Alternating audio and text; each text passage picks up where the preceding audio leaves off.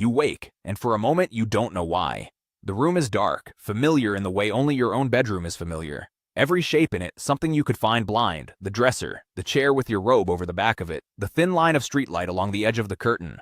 You turn your head toward the nightstand, and the clock glows back at you. A little past 3, and the house around you has gone completely still. No traffic outside, no pipes ticking, no hum of anything at all, nothing but your own breathing and the small, cold certainty settling into your chest that something, somewhere, has gone wrong with you.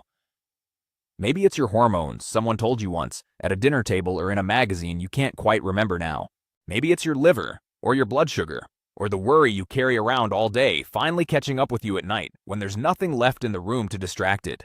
That's the story almost everyone tells about 3 in the morning. A quiet little verdict people hand themselves without ever calling a single witness. And tonight I want to tell you the opposite story. By the time we're done, I think 3 o'clock is going to look a lot less like a fault sitting inside you, and a lot more like something old and human that you simply inherited. The way you inherited the shape of your hands, or the sound of your own laugh. I'm not here to frighten you tonight. There's no chore waiting at the end of this. Nothing for you to go and fix before you can rest easy again. I only want to show you what's actually happening in the dark, right where you're lying right now, while the rest of the house sleeps on around you. You might reach for your phone in a moment like this, just to have something to do with your hands, and the light of it will feel too bright, almost rude, the way any light feels rude at that hour. You might lie there instead and listen to a floorboard settle, or a car pass somewhere far off, and start doing the quiet arithmetic so many people do at 3 in the morning, counting back the hours until the alarm, counting forward the hours you've supposedly lost. I've done that arithmetic myself, more nights than I'd like to admit to you. Stay with me a little while tonight instead of reaching for the phone, and let me show you something else to do with those minutes. So let's set that loop together right now, because I want you carrying it with you the whole way through tonight, the way you'd carry a small lamp down a hallway. Right now, the wake that feels like a problem sitting inside you probably feels heavy, feels like evidence of something broken, something you'd rather not mention out loud to anyone, not even the person sleeping right next to you. By the end of our time together, I want that very same wake to feel like an inheritance instead, something passed down to you across an enormous stretch of time, something countless people before you once knew intimately, in the dark, in a room not so very different from your own, feeling the very same thing you're feeling right now. Same wake. Completely different weight by the time we're through with it tonight. Here's the first thing almost nobody tells you, and once you see it, nothing else about the night looks quite the same. You were never really sleeping straight through the night, not the way it feels from the inside. Almost no one is. Not you at 25, not you at 40, not the soundest sleeper you have ever secretly envied at a family gathering, the one who claims their head touches the pillow and the next thing they know it's morning. Sleep isn't one long, unbroken stretch of darkness, the way we like to picture it in our minds. A single smooth block from lights out to sunrise. It moves in cycles, something like 90 minutes each, one following another through the night, drifting down through lighter stages into deeper ones and back up again, over and over, and at the seam where one cycle ends and the next one begins, the brain often rises very close to the surface of waking. For a few seconds, sometimes closer to a minute, you are technically almost awake, hovering right at the edge of it, close enough to open your eyes if something called you to. A young sleeper drops back under so quickly, so completely, that the moment leaves no mark at all. No memory, no sense of time passing, nothing to report in the morning except an unbroken night that in truth was never quite as unbroken as it felt from the inside. 4, 5, sometimes 6 of these seams pass through an ordinary night, and for most of your life you sailed straight through every single one of them without ever knowing they were there. Somewhere in your 20s you might have surfaced for a few seconds, shifted your pillow, pulled the blanket back up over your shoulder, and dropped straight back under before a single coherent thought had time to form. In the morning, you would have told anyone who asked that you slept like a stone, and you would have believed it completely, because as far as your memory was concerned, nothing had happened at all. That is how quietly these seams pass in a younger body. They leave no fingerprints anywhere you can find them the next day. So understand this first, because it matters more than anything else I'll tell you tonight. The waking itself was never the mystery. You have been surfacing like this many times a night for your entire life, long before you ever noticed the clock on the nightstand, long before 3 in the morning meant anything to you at all. The real mystery is something else. So here's the actual question worth asking. If everyone surfaces like this, again and again, every single night of their lives, young and old alike, why is it that somewhere around 60, you stop dropping back under so easily? Why does the surfacing that used to dissolve without a trace suddenly turn into 20 minutes or an hour, staring up at a ceiling you know by heart, counting the same water stain you've meant to have looked at for years? Something changed in there. Quietly, gradually, without ever announcing itself to you, without a single symptom you could point to and name. And to understand what that something is, I want to take you to a very strange and I think a genuinely beautiful experiment. One that, when I first came across it, completely rearranged how I thought about the night and about my own 3 in the mornings.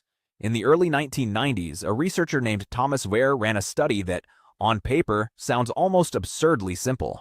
He took a group of people and removed something we almost never remove from our evenings anymore: artificial light. No lamps left burning past dusk, no screens glowing in a dark room, no soft light spilling in from somewhere down the hall or through a window from the street outside.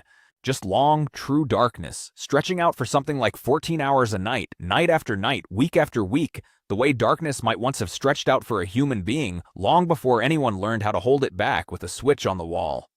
And something remarkable happened to the way these people slept. It didn't stay one long single block the way we've all been taught a good night's sleep should look. Within a couple of weeks, it split. Sleep divided itself into 2 separate pieces, a first stretch and a second stretch, with something sitting quietly in between them, not tossing, not anxious, not reaching for a clock in a small private panic. A calm, wakeful island right there in the deep of the night that the body seemed to build for itself on its own, once nothing artificial was left to smooth the whole night into one uninterrupted piece. The people in that study didn't dread that island in the middle. Many of them described it as peaceful, almost dreamlike, a strange, still hour that belonged to no particular part of the day, closer in feeling to a quiet Sunday morning than to anything anxious or unwelcome. Nothing was wrong with the people in that study. Nothing had broken in them by being left alone in the dark for 14 hours a night. If anything, what showed up in the data was a body settling back into a shape it seemed to remember perfectly well on its own, without anyone teaching it, the moment the modern clutter of evening light was cleared out of its way. Scientists have a name for this shape, the 2-part pattern sleep takes on when it's left alone to arrange itself this way, without a lamp or a screen pushing against it. They call it biphasic sleep. You don't need to carry that word around with you when you leave here tonight. I'll mostly just call it what it actually is. Sleep in 2 halves, with a quiet gap of waking folded in, right at the middle, like a pause between 2 movements of the very same piece of music. Once researchers had this pattern sitting in front of them, a historian named Roger Ekirch went looking for it somewhere else entirely, not in a laboratory, but in the written record of how people actually described their nights for centuries before electric light ever existed. And he found it over and over. In place after place he looked. Diaries, court records, old medical texts, private letters between husbands and wives, all of them describing something people once simply called a first sleep, followed by an hour or so of quiet wakefulness in the deep of the night, followed in turn by a second sleep before morning. That middle hour wasn't wasted, and it wasn't feared the way we've come to fear it now. People used it, plainly, the way you'd use any other ordinary hour of your day. They lay quietly and let their thoughts wander wherever thoughts wander in the dark. Some said a prayer. Others talked softly with whoever happened to be lying beside them, low voices in a dark room, the kind of talk that never quite happens in daylight. Some got up and tended to something small, mended a bit of cloth, banked a low fire, checked on a child down the hall, before climbing back in under the covers for the second half of the night. Nobody in those centuries seems to have believed anything was wrong with them for being awake in the dark at that particular hour. It was simply what a night was, one ordinary shape among the shapes a life could take, no different in weight from an afternoon nap or a Sunday walk. Some of those old accounts even described the 2 sleeps by name so casually, so much as a simple fact of life, that Ekirch found people scheduling small errands and appointments around them, the way you or I might schedule something for right after lunch. So when you wake near 3 and lie there in the stillness of your own room, there is a real possibility that you are not experiencing a malfunction at all. You may be brushing up against a pattern your own ancestors lived inside, night after night, for most of human history, long before anyone thought to call it strange or worth mentioning to a doctor, long before anyone imagined a night was supposed to be one smooth, uninterrupted thing in the first place. So why 3 in the morning, specifically, and not some other hour entirely? That part has a real physical answer, and it's worth walking through slowly because none of it involves anything going wrong inside you. Deep in the night, your core body temperature follows its own quiet arc, rising and falling across each full day the way the tide rises and falls without anyone standing over it giving the order. It sinks lower and lower through the evening and on into the first part of the night, reaching its lowest point somewhere in those pre-dawn hours. And then, having touched its floor, it begins turning back upward again, slowly, on its way toward morning. And a rising temperature is, in itself, a signal that nudges a body toward waking, the very same way warmth nudges you awake on a summer morning even with the curtains drawn tight. At almost that same hour, something else is stirring too. Cortisol, a hormone that sat at its lowest point somewhere around midnight, begins its own slow rise. Not a jolt, not a spike, nothing sudden at all, just a gentle upward drift that will keep gathering through the early hours until it peaks sometime after you're meant to already be up and moving. And there's a third piece working alongside those first two. The deepest, heaviest sleep of the entire night, the kind that is hardest to be pulled out of by anything short of an alarm going off right beside your ear, is loaded almost entirely into the first half of the night in those first cycles right after you drift off. By the time you reach those deep hours before dawn, most of that heavy sleep has already been spent and used up, and what's left behind you is thinner, lighter, dreamier, far easier to rise up out of than it was 3 or 4 hours earlier. Put those three things together, a temperature quietly turning upward, a hormone beginning its long climb, and the night's heaviest sleep already spent and behind you, and you can start to see why a small stir, a sound in the house, a shift of the blanket, a passing thought that a younger body would simply sleep straight through without a flicker, becomes for you a full and complete waking. None of these three things is happening to you.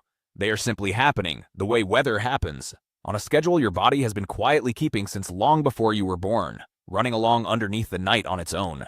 Part of the ordinary machinery of being alive rather than any sign of something gone wrong in you. Now here's why all of this presses harder the older you get. And here, truly, is the part I most wanted to reach with you tonight. Deep inside your brain sits a very small structure, hardly bigger than a grain of rice, tucked in just above where the nerves from your eyes cross paths, and its one task, from before you were even born, is keeping time for the rest of your body.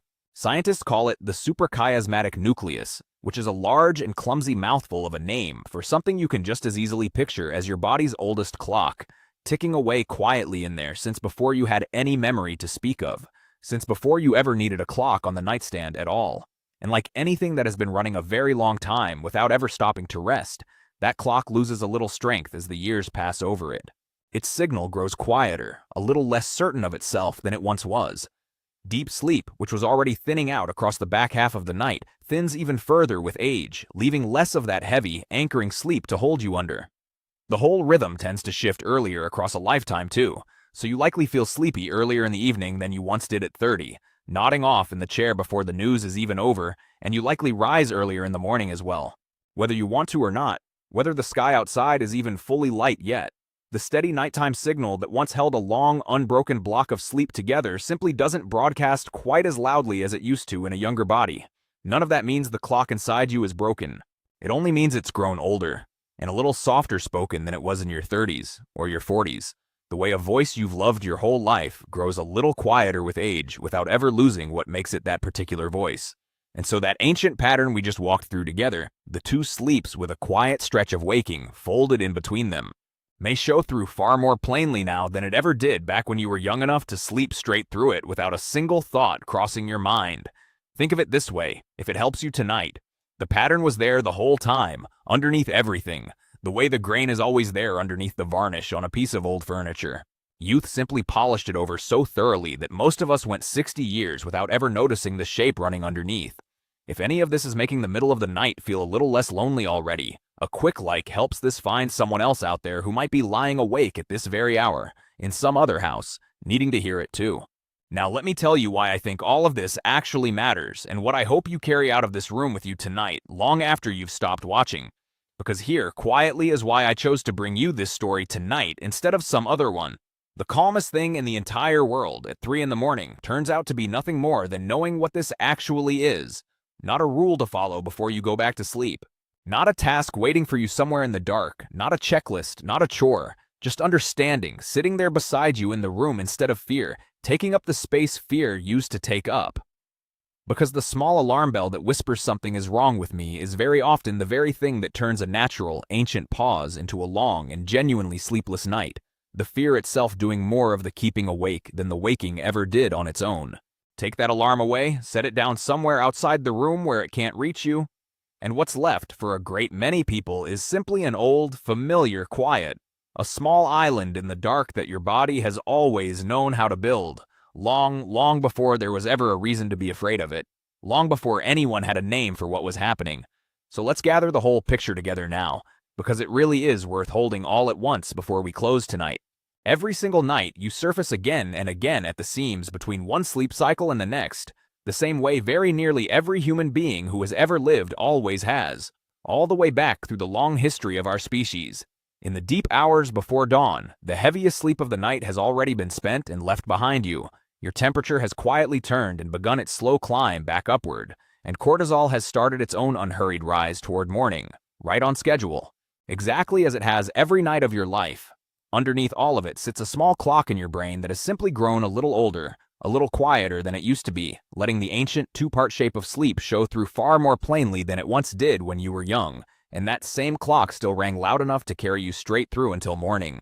And what your ancestors once simply called a first sleep and a second sleep, with a peaceful hour folded quietly between them for prayer or quiet talk or a small task in a dim room, may be nothing stranger than what is happening to you tonight, at 3 in the morning, in a house of your own, on the far side of a very long and very human history that stretches back farther than any of us can really picture.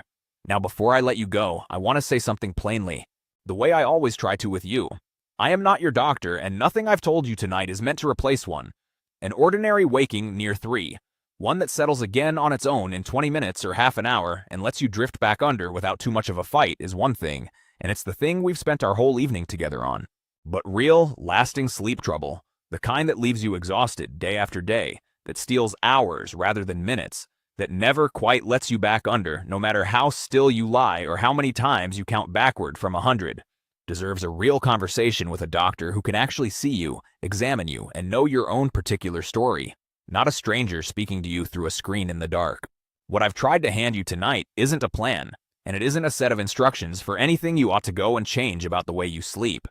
It's only understanding, the plain kind, the kind you get to keep with you once you have it, the kind nobody can take back from you later. So that's the whole picture, laid out in front of you the way I like to leave it before I go.